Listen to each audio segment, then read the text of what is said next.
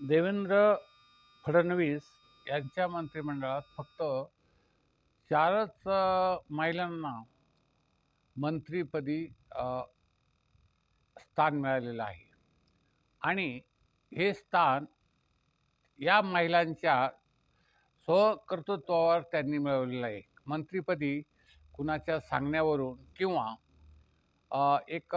काही वशिलेबाजी किंवा वगैरे न करता त्यांनी केलेलं कार्य, मतदारसंघामध्ये त्यांनी आलेली निवडणूक जिंकून फार मोठ्या प्रमाणामध्ये मिळवलेली मतं आणि लोकांचं प्रेम यांच्या जोरावर मंत्रिमंडळामध्ये त्यांना स्थान देण्यासाठी एक पक्षातील वरिष्ठ लोकांनाही, वरिष्ठ नेत्यांनाही त्यासाठी म्हणजे प्रयत्न विशेष करावे लागले नाहीत. कारण गुणवत्तेच्या आधारावरच या सर्व भगिनींची मंत्रिमंडळामध्ये निवड झालेली आहे आणि त्यामध्ये अजित पवार गटाच्या ज्या प्रतिनिधी म्हणून श्रीवर्धन जिल्हा रायगड या मतदारसंघातून निवडून आलेल्या या अदिती तटकरे या जवळजवळ 82,000 मतांनी निवडून आलेले आहेत ह्या श्रीवर्धन जिल्हा रायगड या मतदारसंघातून. विशेष म्हणजे या अदिती तटकरे यांनी दुसऱ्यांदा शपथ घेतलेले मंत्रिपदी म्हणून, आणि यापूर्वी त्या मंत्री होत्याच. आणि त्यामध्ये त्यांचं जे कार्य आहे ते अतिशय तडफदार व फार चांगल्या पद्धतीचं कार्य त्यांनी केलेलं असल्यामुळे त्यांना ही पुन्हा अजित पवार गटातून संधी देण्यात आलेली आहे. तसं जर बघितलं तर 2018 साली त्या वर्षे जिल्हा परिषद गटातून त्या सदस्य झाल्या. म्हणजे साधारण रायगड जिल्हा परिषदेच्या त्या एक सदस्य होत्या सर्वसामान्य. म्हणजे आणि त्यांनी स्वबळावर आपल्या गुणवत्तेवर किती मोठी प्रगती केली हेही पाहायला बघितलं. त्यानंतर सदस्य झाल्यानंतर काही काळात त्या एक जिल्हा परिषदेच्या अध्यक्षही परत झाल्या स्वकर्तृत्वावर त्यांचं. म्हणजे चांगल्या माणसाचं, चांगल्या भगिनीचं जे काम चांगलं असेल तर त्यांना मोठमोठी पदं मिळवायला काही फार वेळ लागत नाहीत आणि त्यांचं काम त्यांनी सदा आपल्या कौशल्याच्या विकासाच्या आणि लोकमानसाच्या अंतरंगामध्ये आपलं स्वतःचं स्थान निर्माण करून पदं सहजासहजी मिळवता येतात, असा त्यांचा एक भाग आहे. आणि मग त्या रायगड जिल्हा परिषदेच्या अध्यक्षपद झाल्या. आता अध्यक्ष झाल्यानंतर त्यांना संपूर्ण जिल्ह्याचीच माहिती तर झाली, परंतु आपल्या मतदारसंघातील जे महत्त्वाचे प्रश्न आहेत, पाण्याचा प्रश्न आहे, त्याच्यानंतर वैयक्तिक लाभाच्या योजनेचा प्रश्न आहे, रस्त्याचा प्रश्न आहे, त्याच्यानंतर शेतकऱ्यांचे प्रश्न आहेत किंवा इतर विविध प्रकारचे महिलांचे प्रश्न आहेत, परत सरकारच्या ज्या विविध योजना आहेत त्यांचे प्रश्न असतात, ते कशा राबवल्या जाईल, अशा विविध प्रकारचे जे प्रश्न, योजना वगैरे त्या साठी त्या मतदारसंघामध्ये अगदी तळागाळापर्यंत पोहोचून त्यांनी स्वतःचं असं एक स्थान निर्माण केलं.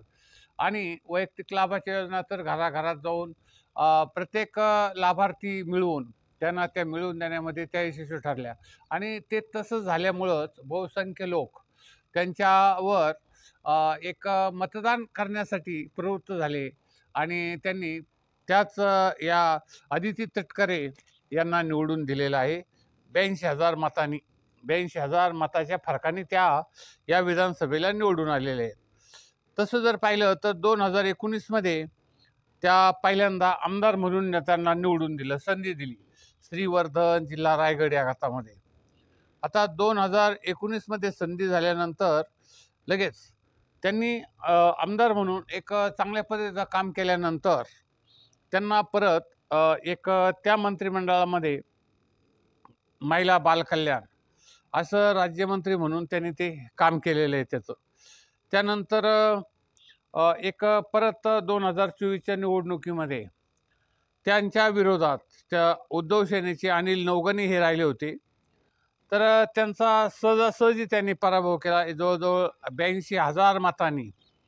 आणि म्हणजे त्यांचं जे काम आहे ते फार मोठ्या प्रमाणात म्हणजे लोकांच्या लक्षात आलं आणि त्यांनी त्यांना चांगल्या प्रकारे मोठ्या प्रकारे निवडून दिले. आता जर त्यांचा जर कौटुंबिक भाग जर बघायचा असेल तर त्यांच्या घरात आमदार आहे, राज्यमंत्री आहेत, मंत्री आहेत, खासदार आहेत, आमदार आहेत, असं घराण्यामध्ये संपूर्ण आहे. त्यांचे बंधू आमदार म्हणजे आमदार आहेत. आता जे त्यांचे बंधू जे आहेत ते अनेक आहेत, तर तेही आमदार. पण आता विधान परिषद आमदार असल्यामुळे त्यांचा आता परत एक कार्यकाल जरी संपत असला तरी ते आमदार आहेतच म्हणजे त्यांचा. त्यानंतर दुसरे त्यांचे जे वडील आहेत सुनील तटकरे, की जे संपूर्ण महाराष्ट्रामध्ये आणि एक तुमच्या महाराष्ट्र राज्य अजित पवार गटाच्या पक्षाचे जे अध्यक्ष आहेत ते पण येथे आहेत. ते खासदार म्हणून तेही काम फार मोठ्या प्रमाणे करतात. आणि या अदिती तटकरे या मंत्री म्हणजे एकाच घरातील एक वडील खासदार, मुलगी मंत्री आणि भाऊ मुलगा एक आमदार, अशा पद्धतीचं एक हे घराणं गाजलेलं घराणं आहे. आणि अत्यंत कौशल्यपूर्ण, विकासपूर्ण, लोकांच्या प्रश्न सोडवण्यासाठी सदोदित हे आघाडीवर राहिलेलं घराणं आहे. कारण सहजासहजी लोक शक्यतो एखाद्या घराण्यातील एखाद्या व्यक्तीला निवडून देणं टाळतात. पण हे खासदारपदी यांना निवडून दिले, आमदारपदी निवडून दिले, मंत्रिपदी निवडून दिले, म्हणजे यांचं कार्य फार मोठं आहे आणि थोर आहे. आणि त्यामुळं यांनी तशा प्रकारे लोकांचे प्रश्न सोडवण्यासाठी विशेष काम केलेलं आहे. आता त्यांनी 2019मध्ये राज्यमंत्री म्हणूनही त्यांनी काम केलं. त्यानंतर त्या रायगडच्या पालकमंत्री म्हणूनही जबाबदारी त्यांनी सांभाळलेली आहे. शिंदे सेना भाजप सरकार काळात त्या महिला व बाल विकास कॅबिनेट मंत्री होत्या. त्यानंतर त्या रायगडच्या पालकमंत्री म्हणूनही त्यांनी चांगलं काम केलं आहे. या लाडकी बहीण योजना त्यांच्या विभागाकडून त्यांच्याच राबवण्यात आली आहे आणि याच कामामुळं त्यांना पुन्हा ही मंत्रिपदाची संधी मिळालेली आहे. आणि त्यांचं कार्य आपल्या मतदारसंघात आणि यामध्ये फार मोठ्या प्रमाणामध्ये असून हे कार्य म्हणजे सर्व मतदारांना आकर्षित करण्यासाठीच आहे आणि मतदारांवर त्यांचा फार मोठा प्रभावही पडलेला आहे. तर या रायगड श्रीवर्धन या मतदारसंघातील या अदिती तटकरे या आता मंत्री झालेले आहेत. आपण त्यांना यावेळेस शुभेच्छा देऊयात. आमचा ATM न्यू वर्ल्ड चॅनल संपूर्ण महाराष्ट्रामध्ये लाखोच्या संख्येने लोक बघत असतात. आपणही या चॅनलला जास्तीत जास्त बघून सहकार्य करावे. आमचा हा चॅनल एक लाईक, शेअर व सबस्क्राईब करा. धन्यवाद.